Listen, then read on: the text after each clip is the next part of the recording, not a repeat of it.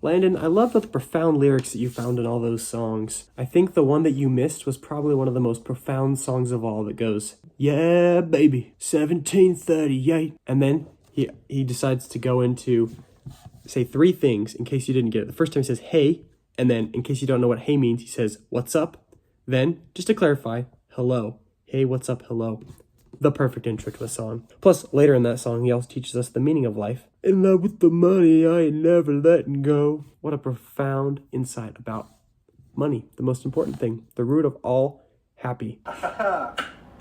Yes! Anyways, Landon, I was thinking about Trap Queen by Fetty Wap because I was watching the CMA Fest Awards, sponsored by SoFi. The awards were. We're not sponsored by SoFi, just to clarify. And at that awards, they had Fetty Wap there, and he sang Trap Queen, which to me feels like an all-time low for country music. And while I do confess that Trap Queen was a bop and one of my favorite parts of my freshman year of high school, I do not think it's country music. And in general today, I want to talk about how low country music has fallen. I'm a fan of lots of kinds of country music. I like the 90s country. I like George Strait the King. I like the outlaw country with Waylon and Willie and Merle and of course Johnny Cash. I love Dolly Parton, obviously the richest country singer alive. But with all this new country that's coming out, it's kind of crazy how far it's coming. It's turned into basically just pop. There's clap tracks and all kinds of crap that's not very country. A lot of the guys who sing the music are just pretty boy singers who aren't country themselves, but sing about stuff as if they knew what they were talking about. Talking about the like Dan and Shay, Florida Georgia Line, Thomas Rhett,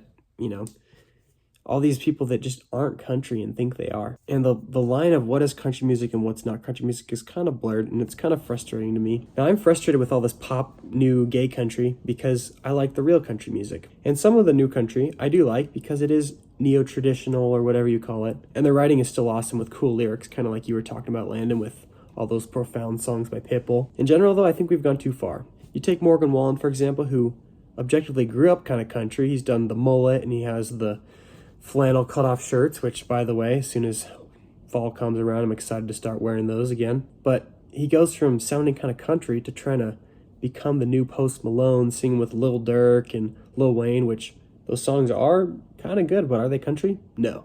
Post Malone himself has figured out how to transition into country, which confuses everyone because the people who like the other Post Malone music don't know what to think, and the people who like real country are like, well, crap, it's almost real. And he's from Texas or Utah, depending on how you look at it. Country places, I guess. I'm not country myself or anything, but I do appreciate listening to country music by artists like Chris Ledoux, who actually rode in the rodeos and know what they're talking about, and they're real cowboys. So that's my thing today. I miss old country music. And sorry, Landon, this video might be all over the place. I'm kind of late because I was, believe it or not, helping a girl build a house for the quail she has on her balcony. That sounds like a fake excuse, but it's actually real. But anyways, Landon, my question for you today is, who is your favorite country artist? If you say something like Luke Bryan, we probably can't be friends anymore. But no pressure. Anyways, Landon, this is your favorite part of the video. It's over.